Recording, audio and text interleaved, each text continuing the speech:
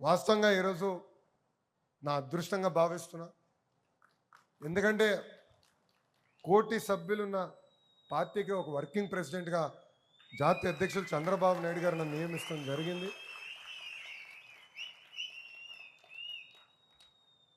బాధ్యత అంటారా భారం అంటారా నాకు తెలియదు. సడన్గా మొన్నటి వరకు ఎట్టుకో పరిగెడుతున్నా. ఈరోజు అనౌన్స్మెంట్ అయిన తర్వాత కొంచెం బరువు పెరిగినట్టుంది నాకు. అంటే కష్టపడాలి, ఇంకా పని చేయాలి. నేను పడుకోను, మిమ్మల్ని పడుకోని స్వామి. సత్య నాకు తెలుసు, చాలా ప్రిపేర్ అవుతా, చాలా సిస్టమేటిక్గా పనిచేస్తా. పార్టీలో కూడా మార్పులు రావాలని బలంగా నమ్మే వ్యక్తిని. కంటిన్యూస్గా మార్పు అనేది ఉంటేనే మనకు కూడా ఉత్సాహం ఉంటుంది. నేను మా టీంకి ఒకటి చెప్తా, నిన్న చేసింది నేను మళ్ళీ రిపీట్ చేయను. ఈరోజు చేసింది రేపు నేను రిపీట్ చేయను. వేరే ప్రోగ్రామ్కి వెళ్ళి కొత్తదని తీసుకురాలి. నాకు కూడా ఒక ఎనర్జీ వస్తుంది.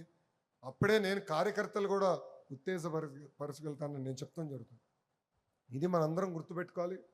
ఈరోజు నిజంగా నా అదృష్టమైన రోజు. అది కూడా పవిత్రమైన భూమి చంద్రగిరికి వచ్చినప్పుడు నాకు అవకాశం జాతీయ అధ్యక్షులు వారు ఇచ్చారు. పనిచేస్తా, కష్టపడతా. ఎప్పుడు కార్యకర్తలకి నేను మా టీం మొత్తం అందుబాటులో ఉంటుంది. ఒకటి కాదు, రెండు కాదు, 100 సార్లు మనం కలవాలి. మన సమస్య పరిష్కారం అయ్యే వరకు వదిలిపెట్టకూడదు.